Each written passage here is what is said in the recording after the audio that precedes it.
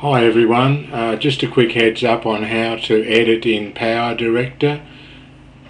Video Studio Pro version 4 is very similar. Okay, so the first thing you want to do is import some media. It might be photos or videos. So you go to File, you go to Import, Media Files, you then go to Computer, select the drive where the files are, open the folder. Now in this case I'm selecting some videos and photos, so I'll select that photo. I'll come down and I'm going to select some videos, so I'll select this last video here that I want to import and hold the shift key down. Now that selects everything between those two files, and I then click open.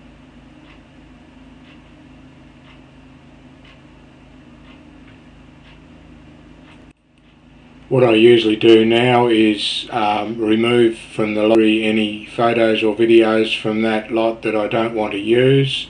So in this case I'll select maybe that one, those two, by holding down the control key while I do this. That one, maybe that one, and that one, and that one, and that one, and that one, and maybe say this video. So then I right click, now remove from library, not from disk, click on there. If I'm working with a lot of photos and a lot of videos, I often toggle between video and images just so that I don't get confused, and then you can go back to all media there. The next thing to do is to import to your timeline some of your video and or photos. So I'm going to bring down that bit of video and maybe that bit of video, and let's add some photos so you can see how that looks. We'll do that one, that one, that one, and that one.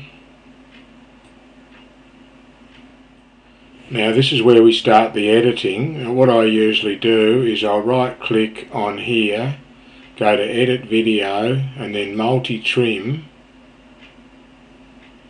And what you can do now is go through and select a portion that you want to keep by clicking on here and then going to say here, clicking stop there, and it's selected that bit. Then you can go along a bit further, select another start point and another finish point, then click, just give it a minute to do its thing, then click OK, and as you can see you've now got two short videos there. The next thing I usually do is import some music to add to the video. So I go to my media files, go to my computer, find my music files. I'll just select anything as an example. So I've selected that one. Now it's just a case of dragging that track down and putting it in the timeline. I usually select music that's as long as or longer than my video, because it's easy enough to bring it back to suit the length of the video. Now I'll fade out the end of the track so that it doesn't just stop suddenly at the end. You can click on here to give you a point, one point, and then click on there, and you can then drag that down and that'll actually fade the music out.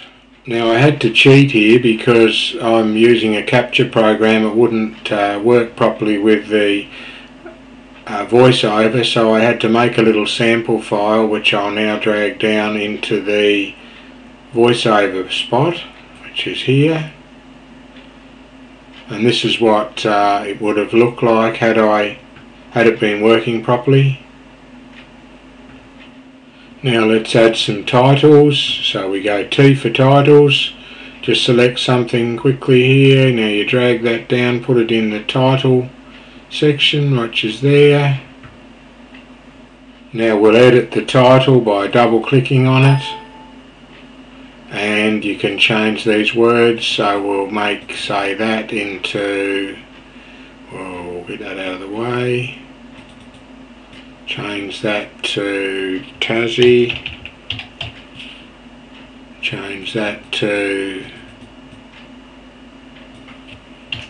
Daz and Trish.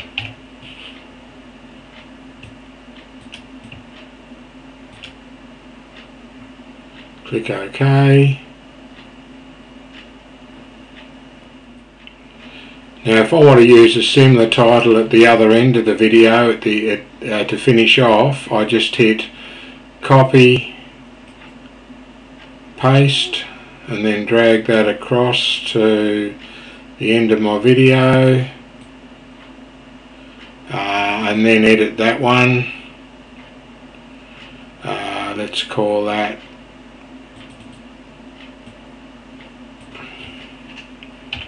See ya. The end. Now you need to save that as something else, the end, or it'll go over the top of the other one and change that as well. One other thing I usually do is fade out the music where I do voiceovers. So you click on there, say there, and pull that down, and that'll fade the music out while you're talking so as not to drown out your voice. I can't actually give you a demo of the preview screen for testing out your little video, but basically you press here and press there and then press play. But if I try and do that at the moment, because I'm doing a capture, it won't let the video play, but I think you get the idea. When you're happy with the video, you then go to produce and select, I usually select MP4 and high quality, which will give you 720p, or you can go to create disk and make a DVD or whatever. That takes a little bit longer, but again, hopefully you'll get the idea. Thanks for watching. This is my first tutorial, so I hope the quality was okay.